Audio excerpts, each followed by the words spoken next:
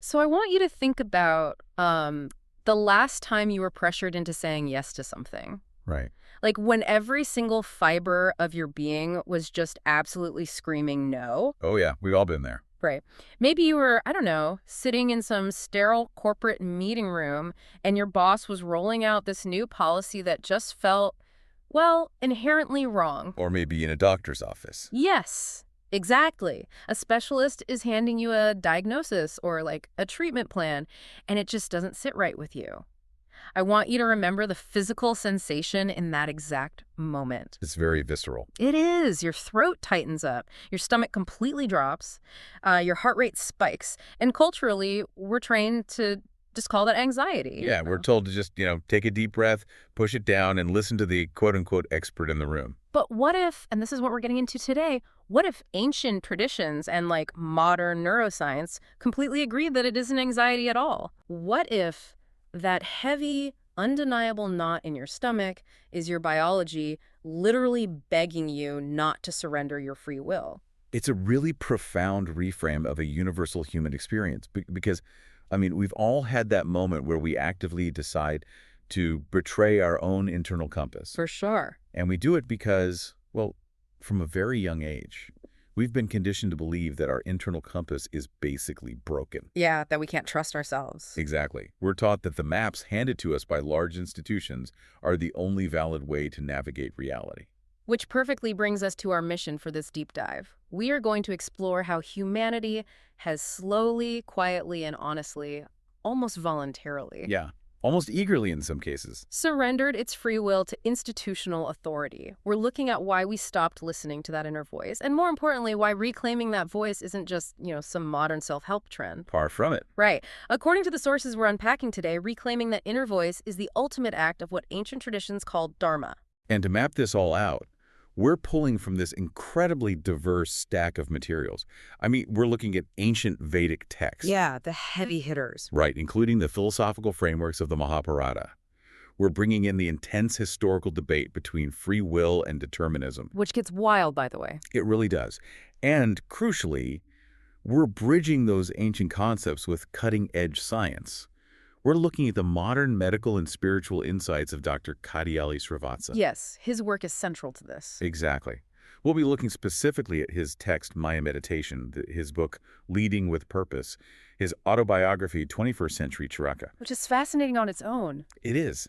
And we're even bringing in a contemporary UK healthcare policy brief involving some AI innovations he helped pioneer. It's just a wild stack of sources. We've got ancient Sanskrit wisdom sitting right next to IoT medical sensors, quantum physics, and evolutionary biology. A lot to unpack. It is. But to actually understand how we lost our path, we first have to understand what the path actually is. And that means we need to, completely reframe a word that has been severely watered down in the modern English-speaking world. You're talking about Dharma. Right. If you look at, I don't know, greeting cards or pop spirituality books, dharma usually just gets translated as your duty or... Or your life's purpose. Yeah. Or even just religion. Exactly. And that it strips the concept of all its actual mechanical power, doesn't it? It completely neuters it. If we look at the linguistic roots, the word dharma comes from the ancient Sanskrit root dri, which means to hold, to bear, or to sustain. To sustain. Okay. Right. So the Vedas describe this foundational concept called Rita, which is the intrinsic cosmic order of the universe. Like the fundamental laws of nature. Yes. It's the underlying law that dictates that fire will always burn, that water will always seek the lowest point, that gravity pulls objects together. Dharma is the active expression of that cosmic order. It's the framework that sustains reality and prevents the universe from just, collapsing into absolute chaos. So it's more like the physics of the spiritual world. Like fire doesn't have a moral duty to burn. Right. It's not a choice. Yeah, it isn't waking up and deciding to be a good fire today. It just burns because that is its intrinsic nature. It's aligned with reality. That is a perfect way to look at it. And when we bring that massive cosmic concept down to human terms, Dharma becomes the essence of interconnectedness. Okay, unpack that for me. How does interconnectedness fit in? Well, Hinduism requires a human being to observe, discover, and live without inflicting harm. And we mean physical, psychological, and mental harm to plants, animals, and aquatic life on Earth. That's incredibly comprehensive. It is. Yeah. This is what the text defined as a truly dharmic life. It's deeply tied to the concept of ahimsa, nonviolence. But it's not passive. It's not just sitting around doing nothing. Exactly. It requires humans to act as the active guardians of life on Earth. Because according to this framework, we are all inextricably connected to the same realms of consciousness. So we're basically the caretakers. Right. One must live with right intention, with intense diligence, and with a profound concern for the well-being of others. Which is, I mean, that's a staggering level of responsibility. It totally shifts humans away from being like the conquerors of the planet to being its guardians. It's a complete paradigm shift. But here's the mechanism that really fascinated me in the sources. How do we know if we're actually doing it right? Like, if we're connected to this massive cosmic web, how do we get feedback? That's where the intuition comes in. Right. The texts say that when humans commit an act that violates this dharma, our intuitions warn us. That gut feeling we talked about at the very beginning. The tightening throat, the dropping stomach. Yes. That is literally the warning system of the cosmic order firing off in your own body.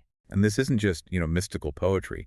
Ignoring that intuition has real, tangible consequences. I mean, Albert Einstein himself famously called the intuitive mind a sacred gift. A sacred gift, wow. Yeah, and he called the rational mind a faithful servant. He actually lamented that we've created a society that honors the servant and has entirely forgotten the gift. And that perfectly aligns with the Vedic traditions, right? Absolutely. In Hinduism, numerous scientists, philosophers, and teachers have given immense importance to this inner voice. The tragedy is that we've been systematically trained to ignore it. And we're going to get into exactly how that happens. We're going to go through these texts to explain how humans surrendered their free will without even knowing the reason. And why the so-called evidence presented by leaders and institutions is something we really need to question. Right, because failure to listen to that inner voice has a huge cost. When we are forced to believe and accept false information, especially information used purely to inflict fear and secure compliance, it breaks that cosmic order. It shatters it. According to the text, systemic fear-mongering and forcing false narratives isn't just like bad policy, it is the ultimate adharma. It's the exact opposite of what we're supposed to be doing. Exactly. So let's look at how this alignment actually works in a human being.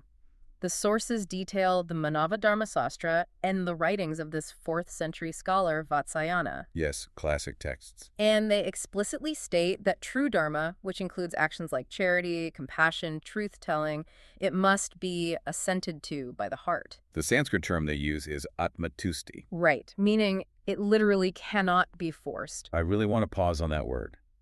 Assented. Because that implies a conscious, willing participation. It's not just blindly following rules. No, it's a revolutionary concept when you compare it to the legalistic frameworks of morality we're so used to in the West. I mean, the Manava Dharma Sastra even links dharma directly to desire, or kama. Wait, desire? Usually spirituality tells you to get rid of desire. Right, but this argues that no human acts without intention, without a desire to act. Therefore, for someone to truly follow dharma, they must genuinely desire to follow it from the core of their being. The assent of the heart is mandatory. Exactly. If you're doing something quote-unquote good purely out of fear of punishment or, because an institution threatened you with social exile, you aren't actually practicing dharma. You're just submitting to power. You're just submitting. Okay, but let me map this onto the reality of the listener right now. Because if dharma is as natural as gravity, and if it's supposed to be our intrinsic nature to be these interconnected guardians who don't inflict harm, why does doing the right thing feel so incredibly exhausting most of the time? That's a very fair question. It feels like modern morality is like trying to drive a car with the parking brake fully engaged. We are constantly fighting our environment, fighting our schedules, and honestly, fighting our own nature. Well, we feel that exhaustion because we're largely disconnected from a subconcept called swadharma. Swadharma, what's the distinction there? Swadharma is your unique personal alignment. It's based on your specific nature, your skills, your stage of life. The Bhagavad Gita is very explicit about this. It states that it's better to fail at your own dharma than to succeed at someone else's. Oh, wow. Better to fail at your own than succeed at someone else's. Yes, because when humans violate this personal alignment, like when we take corporate jobs, we find morally bankrupt just to buy things we don't need, or we suppress our true emotions to fit into a neat social box. Our intuition warns us. There's that warning system again. Exactly. The Vedas represent this universal connection to consciousness through the deity of Varuna. Now, Varuna isn't just like a physical god sitting on a cloud keeping a ledger, right? We Yeah. need to unpack what that actually represents. Right, right. Varuna is a personification of the witnessing consciousness. It's this deep underlying awareness that permeates everything, recording every action and maintaining the complete energetic record of every choice made in the universe. So it's like the ultimate objective observer. Yes. It's the part of consciousness that inherently knows the difference between what sustains life and what damages it. And because we are conscious beings, we are plugged directly into that network. Okay, I'm with you. So when we act against the life-sustaining order, the network sends a signal. That signal is our intuition. But the signal gets jammed. I mean, the modern world is incredibly loud, and our sources offer this brilliant ancient illustration of exactly how that jamming happens. The story from the Panchatantra. Yes, the Panchatantra, this ancient Indian collection of fables, it perfectly captures the mechanics of how intuition is hacked. It's the story of the Brahmin and the calf. It reads like a simple children's fable, but it's actually a profound psychological case study in manipulation. It really is. So the story goes like this. There is a Brahmin, a priest, who has been gifted this beautiful, healthy calf by a generous villager. He's thrilled, obviously. He is. He picks up the calf, puts it on his shoulders, and starts walking the long, dusty road back to his home. Now, 3 cheats con artists basically see him walking. And they want the calf. Right. They're hungry. And they realize that if they can trick the Brahmin into abandoning the calf, they can take it and have an incredible feast. But they're physically weaker than him. They know they can't just steal it by force. So they have to mess with his perception of reality. Exactly. They have to create a gap between what he knows to be true and what society tells him is true. It's classic gaslighting. Exactly. So they spread out strategically along his path. The first cheat approaches the Brahmin and says, "Oh, holy man, why are you carrying a dirty dog on your shoulders?" And the Brahmin is just confused. He's offended. He looks at the calf and says, "Are you blind? This is a sacred calf." The cheat just shrugs, feigns ignorance and walks away. But the seed is planted. Right. A mile down the road, the second cheat approaches. He looks absolutely horrified and says, "Sir, why on earth are you carrying a dead pig?" Now the Brahmin is slightly rattled. He is. He puts the calf down. He looks at it. He touches it. His eyes tell him it's a calf. His hands feel that it is a calf. His intuition tells him it's a calf. The internal data is clear. Yes. He picks it up again, but now there is this tiny seed of doubt planted in his mind. Notice the shift in his internal state there. He is beginning to rely on external validation rather than his own direct internal knowing. Right. He needs the crowd to agree with him, and then, further down the road, the third cheat approaches. The cheat covers his nose in disgust, backs away, and says, "What is wrong with you? Why are you carrying a filthy, disease-ridden donkey?" And that's the breaking point. That is the breaking point. The Brahmin's mind just starts racing. He thinks, 3 different people, entirely independently, told me I am carrying something unclean. My eyes must be deceiving me. He starts doubting his own sanity. He actually thinks this thing must be a demon that is shape-shifting and creating an illusion. Terrified of the social and spiritual consequences, he throws the calf into the bushes and runs away in a panic. And the 3 cheats walk over and have their feast. Yep, they get exactly what they wanted. What is so critical here is the mechanism of Maya, or illusion. Right. Let's talk about Maya. The Brahmin's reality wasn't distorted by a magical spell or like a physical defect in his brain. It was distorted by repeated, coordinated false information. Just sheer repetition of a lie. Yes. The text uses this story to illustrate how repeated false narratives create a thick layer of Maya that entirely distorts our perception of reality and consequently pulls us entirely off the path of Dharma. He abandoned his duty to protect that innocent life. Because he allowed external voices to completely conquer his internal truth. That story is thousands of years old, and yet it is literally the playbook for modern institutional control. It really is. We are the Brahmin. Our intuition, our inner truth is the calf. And society is just a never-ending parade of cheats, billboards, news anchors, politicians, influencers, telling us that our truth is actually a dog, a pig, or a demon. Which naturally leads us to ask, if our inner voice is our direct connection to Dharma, our ultimate navigation tool, why are we so incredibly deaf to it? Right. How did we get so bad at this? How did we become a global society of people who routinely throw the calf into the bushes? The answer lies in how we are systematically conditioned to surrender our free will right from the moment we're born. This is where Dr. Srivatsa's Maya meditation text hits incredibly hard. It details the anatomy of this disconnection. It outlines what it calls the first betrayal. Yeah, this part is tough to read. It's almost uncomfortable, right? Because we have all experienced it, and if we're honest, most of us have probably done it to children without even realizing the psychological damage we were causing. The first betrayal is the foundation of childhood conditioning. The text asks us to simply observe a baby. A baby is pure, unfiltered intuition. They just do what they feel. Exactly. They cry the exact second they're hungry. They sleep the moment they're tired. They don't look around the room to ask for external permission to feel what they feel. Right. But then they grow into a toddler. The toddler's running, they trip, they fall down, and they scrape their knee. They feel real physical pain, and they start to cry. Natural reaction. And what happens? An adult rushes over, usually very well-meaning, trying to be comforting, and says, "Oh, you're fine. You're okay. Don't cry. You're not hurt." And the text points out the catastrophic psychological lesson that is learned in that fleeting, innocent moment. It's devastating. The child feels real physical pain. Their nervous system is telling them, I am damaged.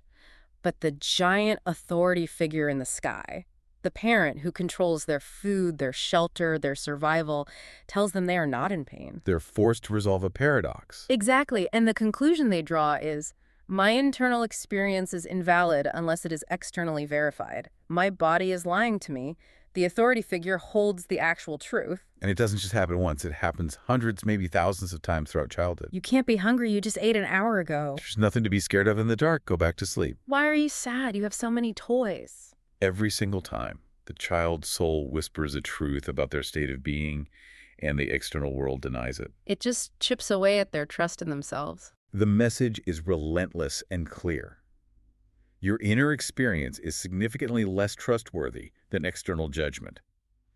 By the time that child reaches adolescence, they've learned to ignore their body's signals almost entirely. Like pushing through extreme exhaustion. Right, because resting is culturally coded as weakness.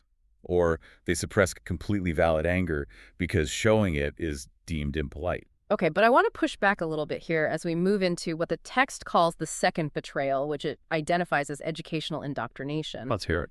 The text argues that schools teach us that obedience is a synonym for intelligence.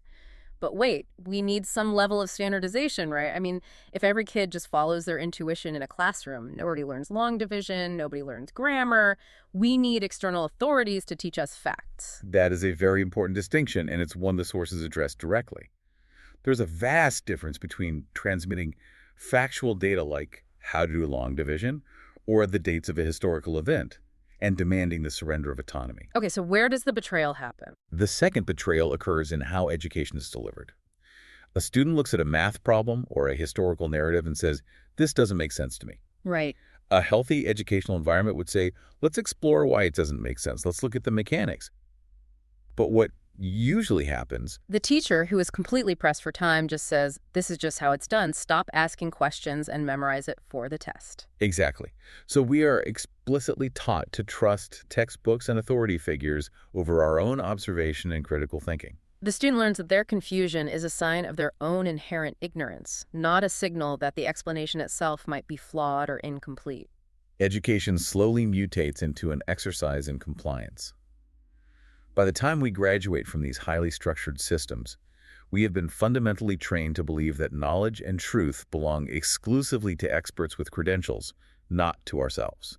We literally lose the capacity to observe reality directly. We do. And that lays the concrete foundation for what the text brilliantly calls the authority trap. Because we don't trust ourselves, we end up outsourcing our autonomy entirely. We hand it all over. We hand our power over to medical authorities to tell us about our bodies, spiritual authorities to tell us about our souls, and social authorities to tell us how to live. And we do it willingly. Why do you think that is? Because the world is incredibly chaotic and human beings are biologically desperate for certainty. We crave certainty like a narcotic. We really do. The doctor says in a very confident voice, "Take this pill every day and you will be fixed. Invest in this exact portfolio and you will be safe." Follow these specific, rigid rules and you will go to heaven." It is deeply intoxicating to have someone else take the wheel of your life. But the certainty they are selling is almost always an illusion, isn't it? Almost always. The human soul operates in uncertainty. Intuition offers guidance, it offers nudges, but it rarely offers ironclad guarantees. But because we're terrified of uncertainty, we abandon that nuanced, quiet guidance for the comfortable, loud, rigid rules of authorities. The philosopher Osho, or Rajneesh, is heavily quoted in the sources regarding this specific psychological trap. He had a fascinating metaphor for it. He said that society hypnotizes us into becoming gramophone records. Yes, and the mechanics of that hypnosis are exactly what we saw in the Brahmin and the calf story. Rajneesh argued that every organized society exists on the strategy of hypnosis. Just constant repetition. If you repeat a narrative for centuries, whether it's the narrative that a specific holy book is the absolute unquestionable truth, or the narrative that a specific economic system like hypercapitalism is the only valid way to live, that narrative gets deeper and deeper into your subconscious being. You stop being an active, inquiring human being. You become a gramophone record. You just play back his master's voice. Rajneesh emphasized that through this lifelong process of societal hypnosis, we lose the absolute innocence of not knowing. The innocence of not knowing. I really want to linger on that because we are absolutely terrified of not knowing. Oh, totally terrified. If someone asks us a question at a dinner party and we don't know the answer, we feel ashamed. We pull out our phones immediately to Google it. We can't stand the void. But all the great spiritual masters, Zen masters, Sufi mystics, Vedic scholars, they insist that remaining in a state of not knowing, a state of open awe and mystery, is the only way to actually explore reality. Instead of living in that mystery, we traded our free will for the myth that obedience equals safety. It's wild. And this authority trap isn't just a spiritual failing, it's magnified by profound evolutionary and psychological barriers, right? Yes, the sources reference sociological studies on conformist learning and scope insensitivity to explain how this happens biologically. We are literally wired by evolution to follow the crowd. Give me an example of that. Okay, they cite this behavioral study on 9-spine sticklebacks. It's a type of small fish. The study shows that these fish will literally ignore their own direct recent experience of where a rich food source is located if they see a large group of other fish swimming in the exact opposite direction. Wow. Wait, really? Yes. So their brain says, I know the food is over there, I just ate it. But their evolutionary programming says, if the school is going left, there must be a predator over there, I better go left too. Exactly. And human beings do the exact same thing on a vastly more complex scale. We blindly follow the crowd or the consensus of quote-unquote experts because the social cost of standing alone feels to our primal brains like a literal threat to our physical survival. Isolation meant death on the savannah. So we conform to survive. So this is where I start to just reevaluate my entire life. We walk around all day, every day, fiercely defending the idea that we are making free choices. I chose my career, I chose my spouse, I chose what diet to go on. But are we really choosing? Right. Based on this, are we just picking items off a pre-approved menu that an institution handed us? Like, if I choose from 5 culturally accepted corporate career paths, am I exercising free will? If the menu itself was designed by institutions to keep you compliant and productive within their system, then selecting an item from it is just the illusion of choice. You're exercising your preferences, certainly, but you're exercising them within a cage. Man. Which brings us to perhaps the most profound, visceral, and frankly terrifying arena where we surrender this free will. Our own physical health. Yes. If there is one thing that will make a modern human being instantly hand over the keys to their autonomy, it's the fear of illness and death.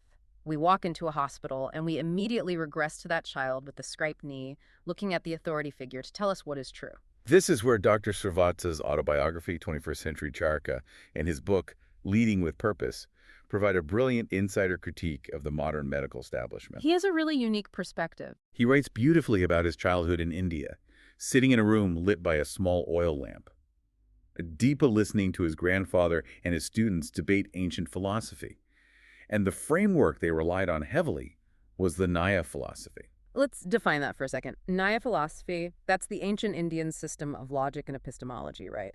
It's about how we know what we know. Exactly. Nyaya teaches that you must meticulously question assumptions, examine evidence, and search for truth through direct, unbiased observation. So it's basically the scientific method mixed with deep philosophy. Yes, and it explicitly forbids accepting explanations blindly just because an authority figure uttered them. Dr. Srivatsa took this rigorous philosophical foundation with him into his 30-year career as a modern medical doctor in the West. And what did he see? Well, what he observed through that Naya lens horrified him.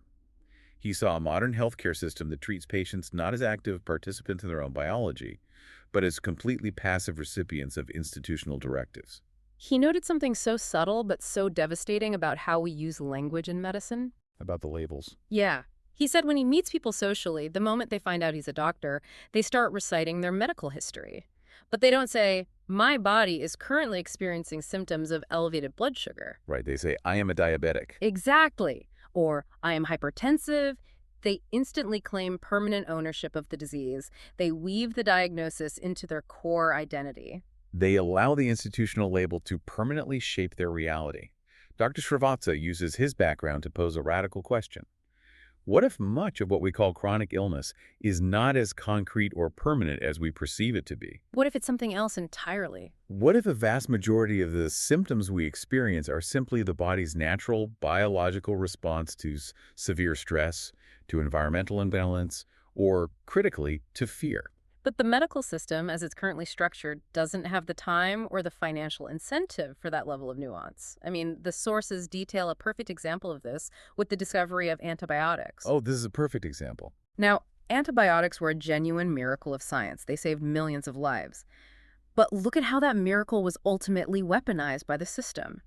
Health workers, completely overwhelmed and pressed for time, started misfitting prescriptions. Just handing them out. They would hand out antibiotics for viral infections, which antibiotics literally cannot fight, just to get the patient out of the office in under 10 minutes. And pharmaceutical companies actively pushed them to do this to maximize their profit margins. And let's look at the biological consequences of that through the lens of Dharma. What was the result? We violently violated the Dharma of the microscopic world. We declared an all-out, scorched earth war on microbes organisms that have survived and balanced this planet for billions of years. We tried to blindly eradicate them instead of understanding them and living in harmony with them. And because the universe operates on the strict laws of cause and effect, the microbes did what life does. They fought back. They evolved. Superbugs. Exactly. Now, as a direct result of that institutional arrogance, we're facing intelligent superbugs. Antimicrobial resistance is a crisis that threatens to kill tens of millions of people in the coming decades. That's terrifying. It is the direct mechanical result of acting out of fear, convenience, and profit, rather than alignment and observation. The experts used fear to force compliance. Take this pill or you will get worse. Don't question the treatment. Don't ask about your diet. Don't look at your stress levels. Just take the pill. And when institutions use fear to force treatments, they completely sever the patient's intuition. The patient stops listening to what their body actually needs, like sleep, better food, less stress, and just stares at the doctor waiting for the next set of instructions. This brings us to a crucial ethical threshold in our deep dive.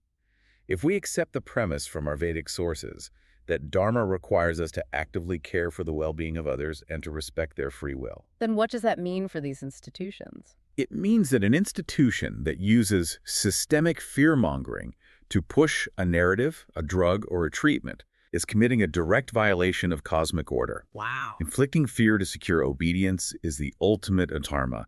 It breaks the interconnected web. So as someone listening to this right now, what are we supposed to do? Because we clearly still need healthcare. We can't just abandon medicine and hope our intuition fixes a broken leg or, like, a heart attack. No, of course not.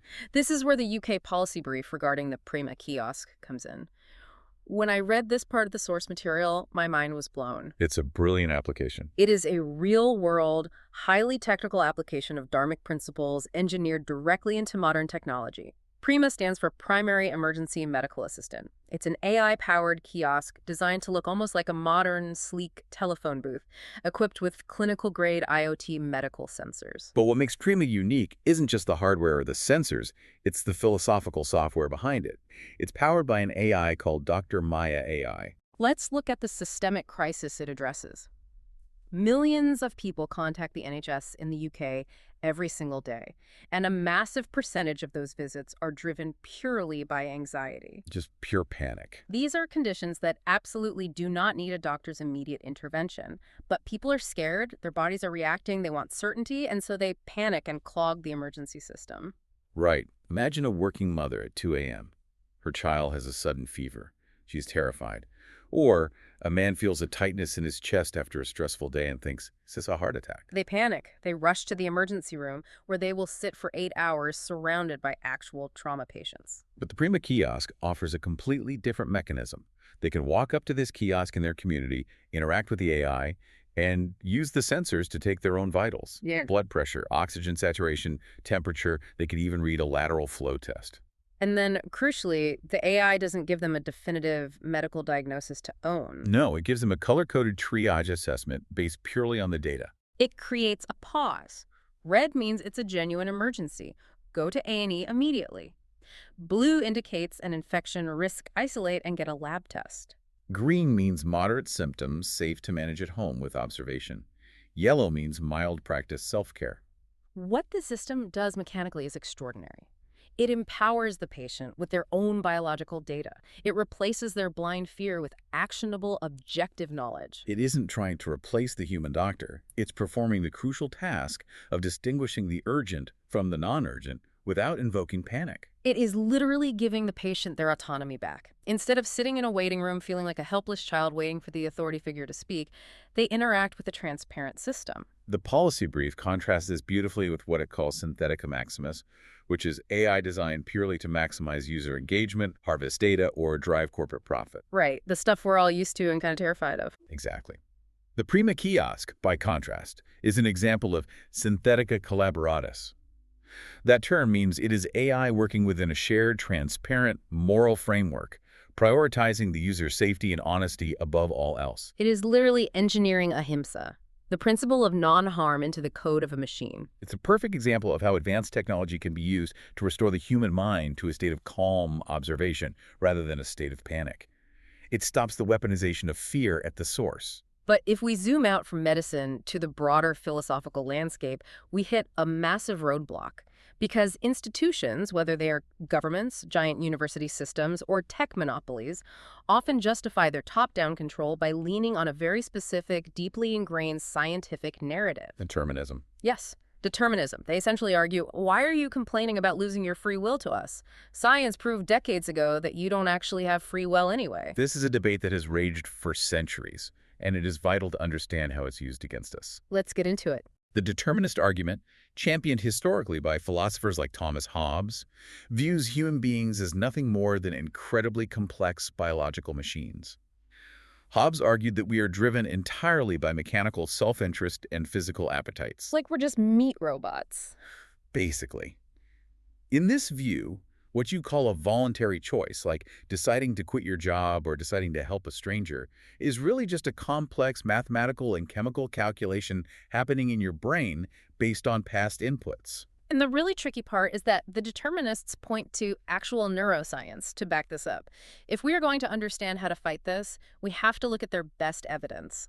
The sources mention the famous Libet experiment. Oh, Benjamin Libet. Yeah. Let's actually walk through how he did this in the 1980s because the implications are huge. Okay, picture a neuroscience lab. Libet takes a subject, sits them in a chair, and attaches EEG sensors to their scalp to measure brain activity. He places a clock in front of them with a dot moving rapidly around the dial. Okay, pretty standard setup. He gives the subject a very simple instruction.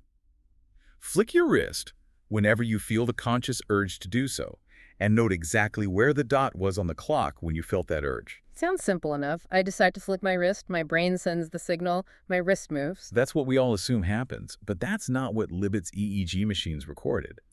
What he found was that the brain showed a massive spike in neurological activity, what they call a readiness potential, several hundred milliseconds before the person consciously reported having the intention to move. Let me make sure I understand the timeline here. The brain's motor cortex starts spooling up to flick the wrist, and then a fraction of a second later, the conscious mind says, I think I'll flick my wrist now. Yes. The brain had already started the action before the mind decided to do it. Precisely. And the philosophical fallout from this was catastrophic. Yeah. It leads directly to the theory of epiphenomenalism. Okay, let's define that. Epiphenomenalism. It's the idea that our conscious thoughts, our intentions, our deeply held beliefs are just illusions generated after the fact. They're like the exhaust fumes coming out of a car's tailpipe. Wow. The exhaust fumes don't drive the car. They're just a byproduct of the engine running. In this view, your consciousness doesn't drive your body. It just hovers around making up stories to convince you that you are in charge. which is a deeply depressing, fatalistic view of humanity. Yep. And if you accept that neurobiological determinism is the absolute truth, then all moral responsibility completely collapses. It totally does. If we are just fleshy automatons running out a script written by our DNA and our childhood environment, then you can't blame anyone for anything. A criminal couldn't help but commit the crime. But more dangerously for society, why would you ever try to improve? Right. Why would you stand up against an unjust government or a toxic institution if everything is just inevitable clockwork? But the sources, specifically the profound biological science outlined in Maya Meditation, push back against this narrative hard. They argue that looking only at the motor cortex and the skull is looking at a tiny fraction of the human system. We're missing the forest for the trees. They bring in the actual measurable biology of intuition to prove that we are far more than just reactionary machines. Let's talk about the gut-brain axis. We use the phrase, "I had a gut feeling," all the time. Yeah. Most people think that is just a metaphor. It is not. It is biological reality. Exactly. Let's get into the mechanics of this because it changes everything. The human gut contains the enteric nervous system. We are talking about over 100 million interconnected neurons lining your gastrointestinal tract. 100 million. That is more neurons than are in your entire spinal cord. It is literally a second brain, and it processes complex environmental information completely independently of the brain in your skull. Yes. And the primary superhighway connecting these two brains is the vagus nerve, and research shows that the flow of information is mostly bottom-up. The gut is sending massive amounts of data to the brain, not the other way around. That's incredible. Furthermore, the gut often responds to subtle environmental stimuli before the brain even consciously recognizes a pattern. That is exactly why you feel that sudden, heavy nod of danger in your stomach before your eyes and your visual cortex have even fully processed the threat in the room. Yes. Your gut recognized the micro-expressions on your boss's face or the tension in the doctor's voice before your conscious mind could formulate a thought about it. And it gets even crazier when we look at the heart. The heart has its own intrinsic intelligence. It has a localized nervous system with about 40,000 sensory neurites that can sense, learn, and remember completely independently of the cranial brain. And the predictive power of that is wild. It is. The sources cite fascinating studies showing that the heart actually responds to future events before they occur. In laboratory settings, the heart registers measurable, distinct changes in its rhythm seconds before a randomly generated, highly stressful image is flashed on a computer screen. The heart literally knows before the mind does. When we look at this holistic biological data, the massive processing power of the gut brain, the predictive intelligence of the heart, the presence of mirror neurons that allow us to instantly feel the emotional state of others. We begin to see that intuition is not some mystical, magical fairy dust. No. It is the highly advanced, fiercely rapid natural intelligence of a living organism that is deeply connected to the cosmic order of Dharma. So I have an analogy for this determinism debate. It's like a scientist pointing at your car and saying, look, this vehicle is completely governed by the strict laws of physics. Thermodynamics, gravity, friction, combustion, they control absolutely everything this car does. Therefore, you shouldn't bother using the steering wheel. The steering wheel is an illusion. That's brilliant. But your intuition, your gut feeling, your heart's intelligence, that is the steering wheel.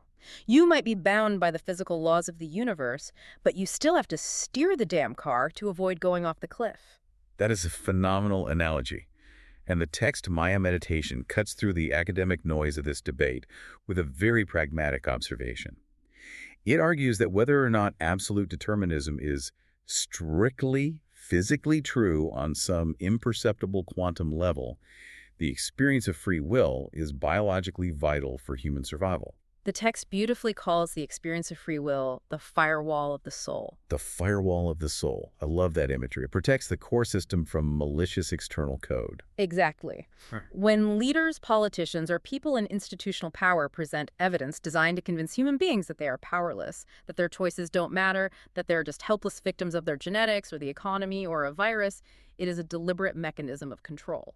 Stripping a population of their belief in their own free will makes them incredibly easy to manage. They become docile, they stop trusting their gut, they stop steering the car, and they just wait to be told what to do. Which begs the next question. What actually happens to a human being, physically, biologically, when they let go of that steering wheel? Right. When they submit to fear-based narratives and forced beliefs, what is the actual cost? This is where the synthesis of ancient Vedic wisdom and modern biology becomes truly staggering.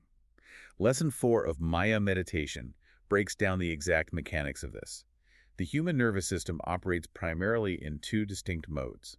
The first is autonomy. This is the physiological state of I choose. Okay, autonomy. The second is submission. This is the physiological state of I must obey to survive. And the biological outputs of these two states are exact opposites. Let's look at autonomy first. When you are in a state of autonomy, even if you are choosing to do something incredibly difficult, stressful, or physically tiring, like running a marathon or starting a business, Your body produces health. yes. Your hormonal axes remain balanced, your immune system functions optimally, your cells regenerate efficiently. You feel exhausted, perhaps, but you feel motivated and alive. But look at the mechanics of submission.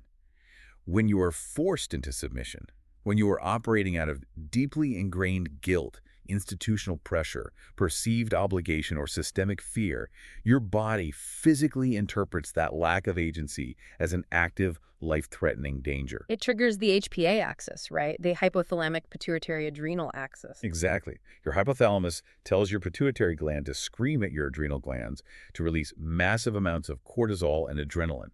The body prepares to fight or flee, but because the threat is a societal expectation or a doctor's order, you can't fight it and you can't run from it. So you just sit there marinating in stress hormones. And chronic submission means those cortisol levels stay perpetually high. We know what that does mechanically. It degrades tissue. It leads to chronic systemic inflammation, complete hormonal collapse, severe digestive issues because the blood is being pulled away from the gut, and eventually profound emotional numbness. The text highlights a terrifying, undeniable biological truth.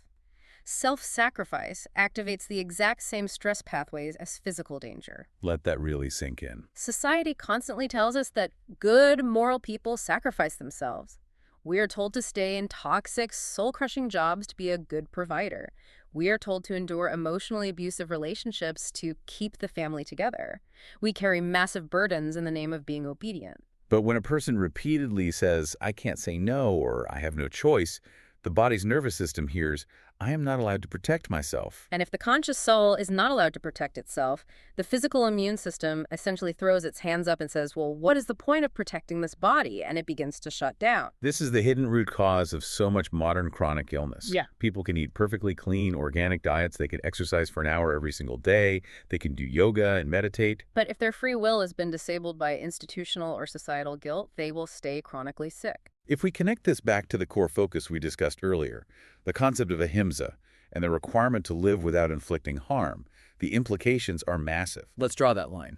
If forcing people to accept false information, if coercing them into submission and making them live in a state of chronic fear physically damages their biological systems, then systemic fear-mongering by institutions isn't just an abstract political issue. No, it's violence. It is a direct, violent violation of Dharma. Dharma requires active concern for the well-being of others.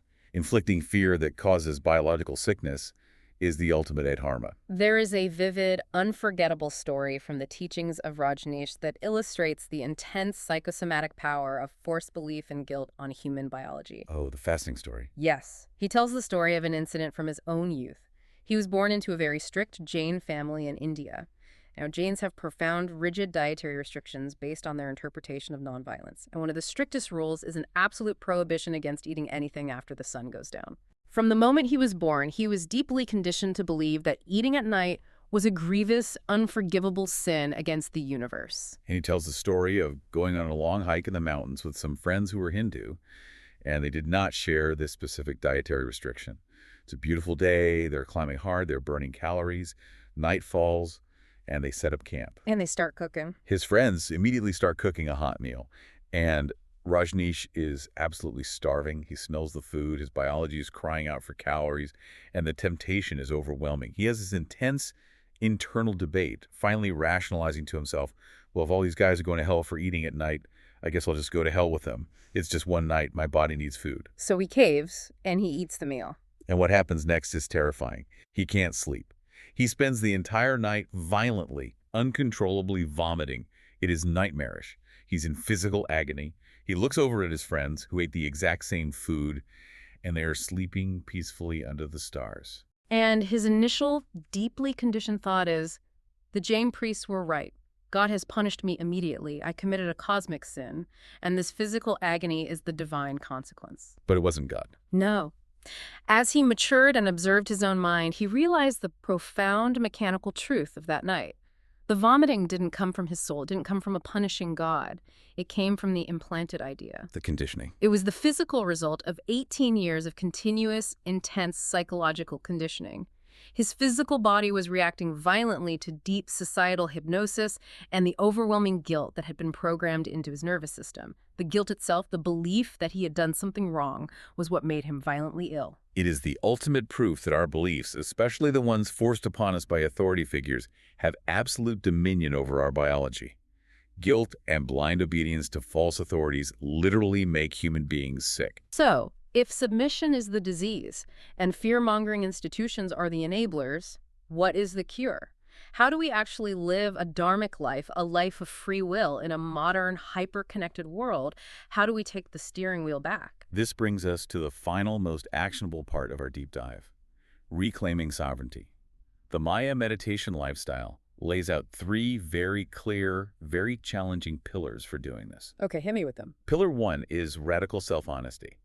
Now, this doesn't mean walking around telling your neighbor their shirt is ugly. It means looking inward and acknowledging exactly what you feel without a single shred of judgment or rationalization. Just facing the internal truth. If you feel deeply exhausted when society says you should be productive, you acknowledge the exhaustion. If you feel uncomfortable or unsafe in a situation where everyone else in the room seems perfectly fine, you honor that biological feeling. You stop lying to yourself just to please the room or keep the peace. Honesty is the first step back to aligning with your soul. Pillar 2 is radical self-protection. This is giving yourself the absolute, unapologetic permission to remove anything that harms your soul, your mind, or your body. Without guilt. And crucially, to do it without guilt, without offering a lengthy explanation, and without apology. The text states beautifully that sometimes distance is medicine. Silence is medicine. Strict boundaries are medicine. And pillar 3 is radical self-authority. When a decision needs to be made, you stop looking at the crowd. You ask yourself one singular question: what does my soul actually want? Not my fear, not my conditioning, but my soul. And then you obey that answer. You don't obey the cultural conditioning. You don't obey the religious pressure. You don't obey the corporate expectation. You obey the soul. And the text makes a fascinating, measurable biological claim here regarding that authority. It states that one of the most profound moments of physical healing a human being can experience happens when they simply say the word no and actually mean it without feeling guilty. I love this part. When a person finally looks at an unreasonable demand and says, "I don't agree," or "this is not my responsibility," their brain registers a massive shift. It registers that they're back in control of their environment. The perceived threat vanishes. The parasympathetic nervous system kicks in. The fear collapses. Breathing deepens. Blood pressure stabilizes. And digestion literally restarts. Setting a boundary and having self-respect is not a psychological luxury. It is a biological requirement for your immune system to function. But we have to look at the philosophical end of this as well to avoid misunderstanding what this freedom looks like. The modern philosopher Acharya Prashant talks extensively about the state of reclaiming free will, but he uses a term that sounds completely contradictory. Choiceless living. He calls the ultimate state of freedom choiceless living. Wait, that sounds like a paradox. If we are doing all this work to reclaim our free will from institutions, shouldn't we end up with more choices? Why would the goal be choiceless? It's a brilliant paradox once you understand the mechanics. Acharya Prashant explains that when you do not know who you are, when you are deeply disconnected from your swadharma, your inner nature, you are absolutely tortured by choices. Oh, decision fatigue. Every single option looks a little bit tempting and a little bit terrifying. You agonize for weeks over what job offer to take, who to date, what city to live in, because you don't actually know yourself. The noise of the world overwhelms you, and everything calls to you equally. He describes that state as sleepwalking through life. Yeah. Right. You are so paralyzed by options that you just look at what the crowd is doing and you follow them simply because following the herd is easier than making a decision. Yes. But when you engage in the radical self-honesty we just talked about, pure, purposeless observation of yourself, you achieve immense clarity. And in that clarity, true free will doesn't look like standing in an aisle picking from 100 different options. So what does it look like? Choiceless living means you know your own nature so deeply that, as he puts it, nonsense doesn't appeal to you anymore. When all the societal nonsense, the fear, and the ego are stripped away, only one path remains, the path of your Dharma. You don't have to agonize over a choice. It's effortless. It's entirely obvious. You just flow into the right action because it is the only action that aligns with your soul. I love that. But getting to that state of effortless flow often requires a very messy phase of active rebellion. Oh, the disobedience phase. Rajneesh argued strongly that disobedience is not a sin. It is a vital, necessary mechanical part of human growth.